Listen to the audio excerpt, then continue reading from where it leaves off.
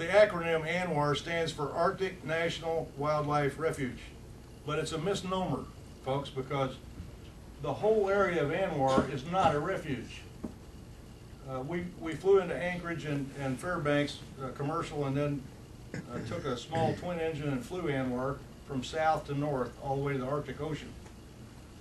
The southernmost 9.16 million acres of ANWR is a refuge. The middle portion is 8 million acres, and by definition it is a wilderness area. But the north slope, they call it the north slope because it's the north side of the Brooks mountain range. Sometimes they call it the coastal plain. Up there they'll call it the 1002 area.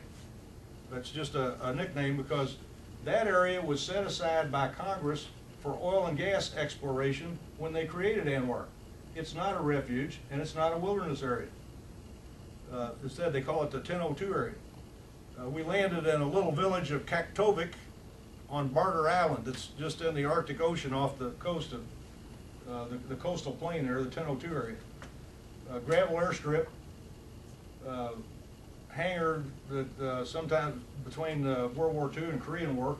Most prominent feature on the island is a tower with a radar dome for the distant early warning radar that the Air Force operates. We talked to the mayor there. He's a Inupiat, native Alaskan Eskimo, and he said, hey, we think this is our land. We've lived here for thousands of years, and we would have drilled 15 years ago if the federal government hadn't kept us from doing so. He said before we had the oil revenue from Dead Horse and Prudhoe Bay, the original oil field, he said we didn't have running water, we didn't have flushing toilets, we didn't have a clinic. We had sent our children to school in Sitka, or some of them went as far as Oregon to boarding school because we didn't have a school. We didn't have the things that you in the lower 48 take for granted until we had the oil revenue. From there we went to Dead Horse and Prudhoe Bay, the original oil field. That's pump station 1 of the TAP. The Trans-Alaskan Pipeline is located at Dead Horse. That's the farthest northern point of the pipeline. It runs 800 miles south to Valdez. And trust me on this, folks, the caribou don't care. They were grazing around the oil heads, well heads, sleeping under the motel we stayed in, the oil field motel. It's built up about 4 feet off the tundra because they don't want to thaw it out. And the caribou get under the hotel and make themselves at home. In fact, they have a rule up there: if it flies or walks, it has fur or feathers, it has the right of way.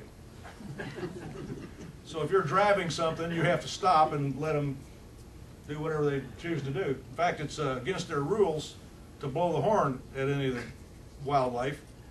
First time you get a reprimand, and second time you get a suspension, third time you're discharged. They don't, employees of all those subcontractors and oil companies are not allowed to blow the horn or shoo the wildlife.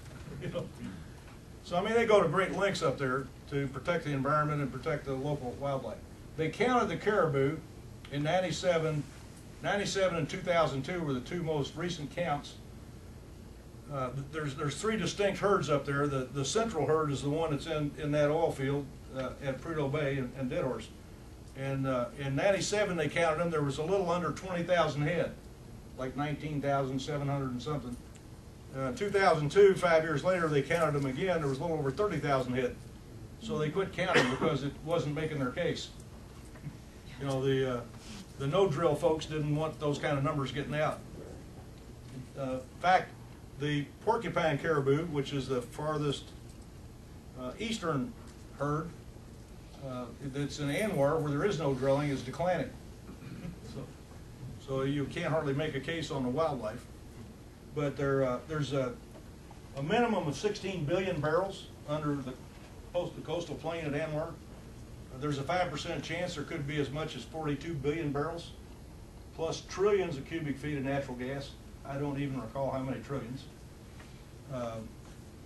They built that 800-mile pipeline in 3 years from Prudhoe Bay to Valdez, It's only 75 miles from pump station 1 into ANWR.